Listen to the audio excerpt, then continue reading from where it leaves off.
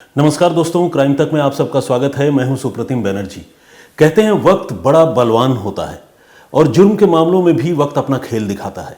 कई बार ऐसा होता है कि किसी अपराध के बाद, किसी जुर्म के बाद सबूत चारों ओर बिखरे हुए होते हैं, मगर पुलिस चाहकर भी उन केसेस को सॉल्व नहीं कर पाती और फिर वक्त के साथ कुछ केसेस अनसुलझे रह जाते हैं। मगर कई बार ऐसा भी होता है कि ऐसे पुराने केस जो होने के फौरन बाद तो अनसुलझे रहे, सालों साल अनसुलझे रहे, लेकिन फिर अचानक से कुछ ऐसा होता है कि वो केस सुलझ जाता है। आज मैं जो कहानी, जो वाकया आप सबके लिए लेकर आया हूं, जो सुनाने जा रहा हूं, वो कुछ ऐसा ही है जिसमें पूरे 4 साल के बाद बहुत ही करिश्माई तरीके से एक कत्ल का मामला सुलझ गया। साथ ही जो पहेली कल मैंने आप सबसे पूछी थी एटीएम पिन के बारे में, उस पहेली का उत्तर यानी आंसर बताऊंगा और एक पहेली कल के लिए फिर से मैं पूछूंगा, जो मैं चाहता हूं कि उसका जवाब इस वीडियो के नीचे कमेंट बॉक्स में आप जरूर दीजिए। तो आइए अब हम शुरुआत करते हैं क्राइम की कहानी से। यह घटना है 16 नवंबर 2018 की, रायपुर छत्तीसगढ़ की। यहां पर आरंग पुलिस स्टेशन है। आरंग पुलिस स्टेशन की हद में रहने वाले एक शख्स देवचंद कुर्रे ने इस दिन पुलिस स्टेशन में आकर एक रिपोर्ट लिखवाई। उसने कहा कि मेरी पत्नी कल यानी 15 नवंबर से अपने घर से, हमारे घर से गायब हो गई है और बिना बताए हुए कहीं चली गई है। मैं बहुत परेशान हूं, पिछले कई घंटों से उसे ढूंढ रहा हूं, नाते रिश्तेदारों में पता कर लिया, कोई पता नहीं चल पा रहा है। तो आप प्लीज़ उसकी गुमशुदगी की रिपोर्ट दर्ज कीजिए और उसे ढूंढने में मेरी मदद कीजिए।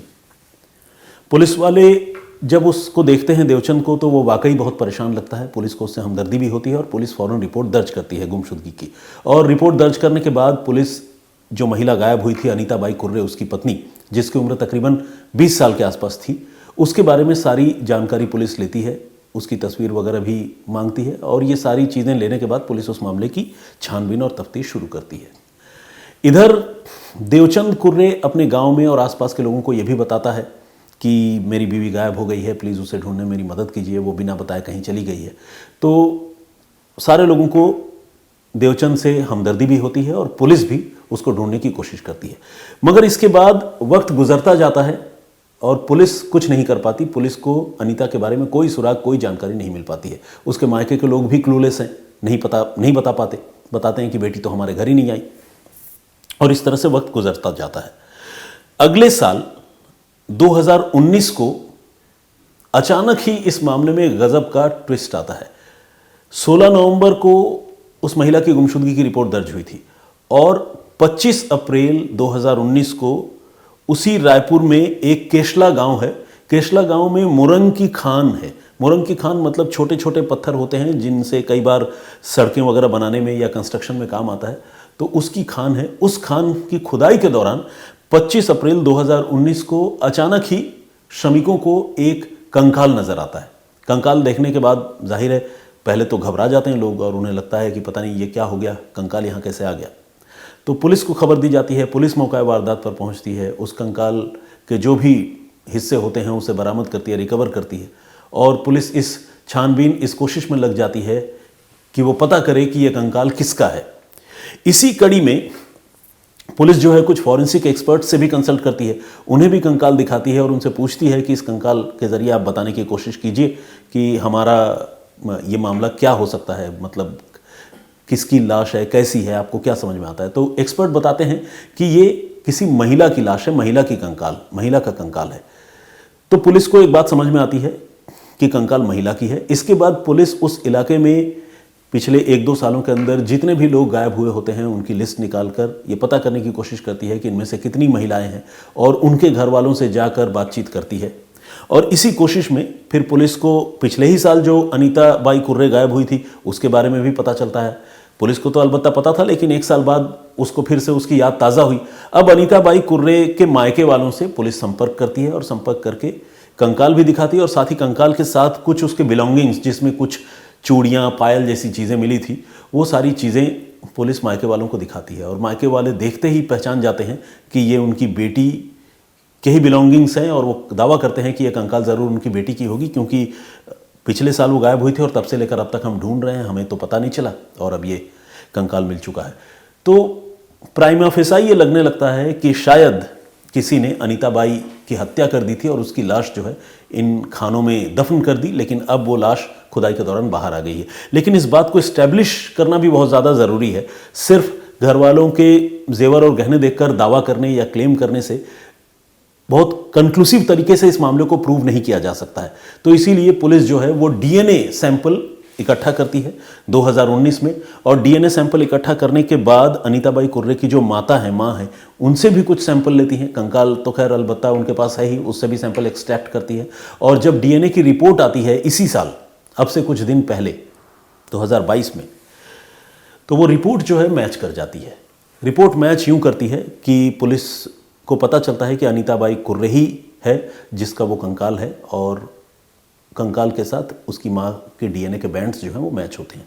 अब पुलिस को यकीन हो जाता है कि अनीता बाई कुर्रे का मर्डर हुआ है, और अब तक पुलिस जिस आदमी को एक तरह से क्लीन चिट देकर चल रही थी, उसके पति देवचंद कुर्रे, अब देवचंद कुर्रे से पुलिस पूछताछ करने का फैसला करती है।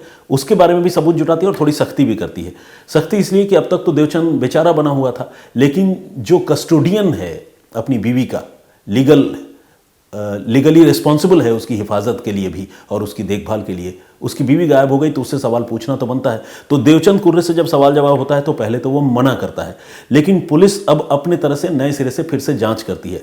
जांच करते हुए पुलिस को ये पता चलता है कि देवचंद की अक्सर अपनी पत्नी अनीता से लड़ाई हुआ करती थी, और ये एक पॉइंट था पुलिस के पास। साथ ही पुलिस को कुछ और बातें पता चलती है।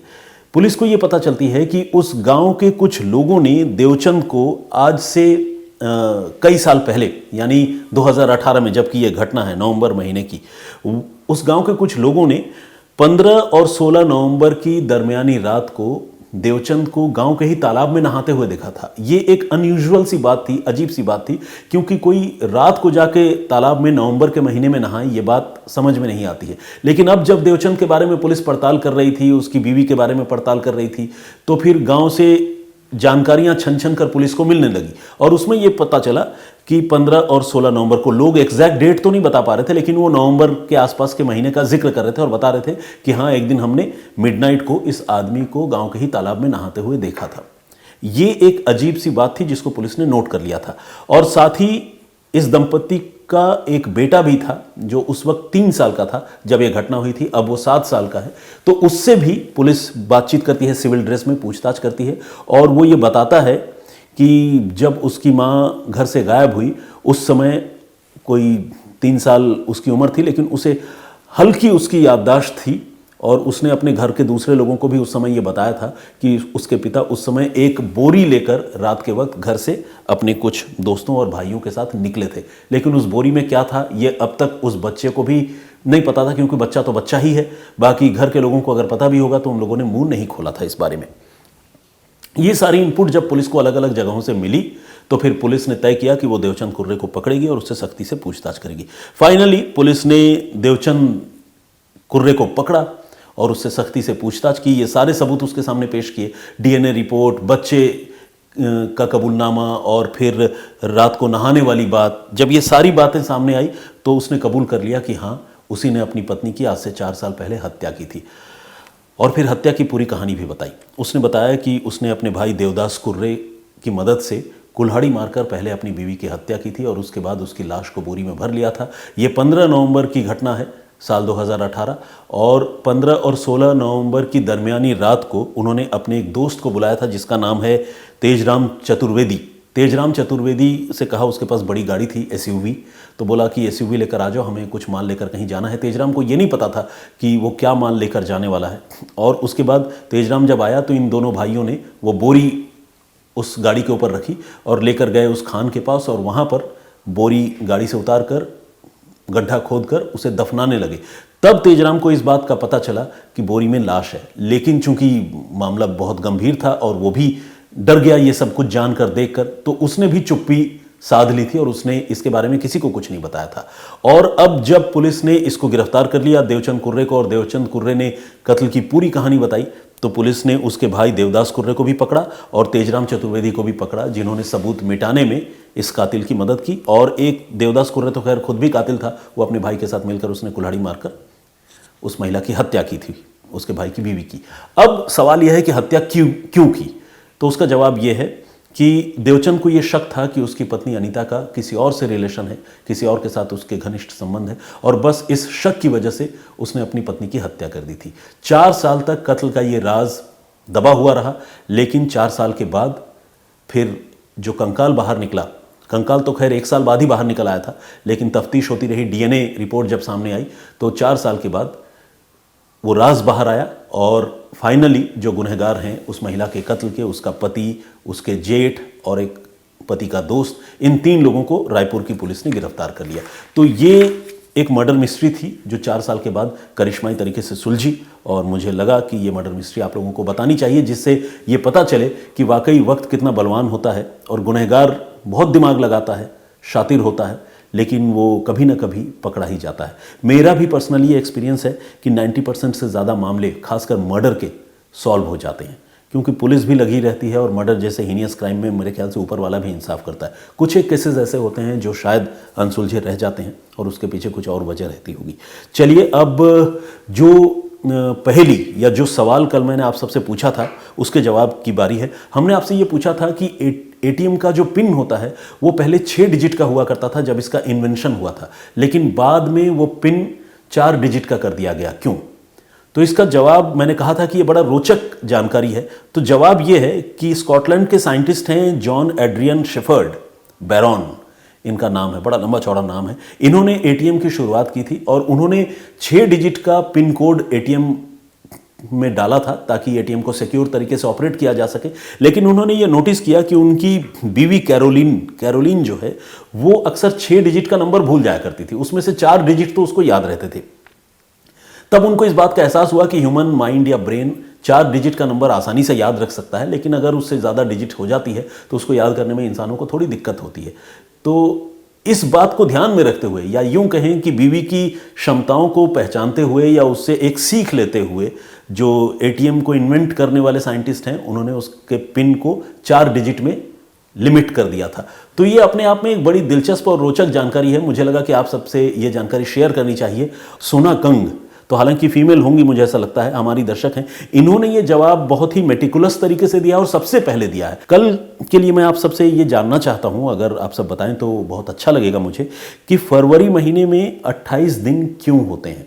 अब आइए जल्दी से कुछ लोगों के नाम पढ़ता हूं। सादिक अंसारी साहब हैं, Brijendra Singh ji, Deepi Rajendra, Arshpreet Sandhu, Sunita Dhar, Simran, Raju Raikwar, all in shop, कुछ अजीब सा वो है आईडी, मोहम्मद ताजुद्दीन, यादू शर्मा, अपर्णा, साजिद मिर्ज़ा साहब, सलीम अहमद, वंदना सिंह, राजू श्रीवास्तव, डीजे मनोहर राणा ब्लॉग्स, मनोरंजन के नाम से भी है, विक्रम ढाका, कृष्णा घोष, वेंसी कारपेंटर, सतीश पाटिल, रेखा भट्ट नमस्कार कह रही हैं, नमस्कार आपको भी मेरी ओर से, प्रणव माथुर, हिमांशु नयन, किरण सिंह, संतोष थापा। बेसिकली ये नाम पढ़ने का सिर्फ एक ही मकसद है कि आप लोग थोड़ा सा और कनेक्टेड फील करें और जो 2 वे कम्युनिकेशन है वो हो।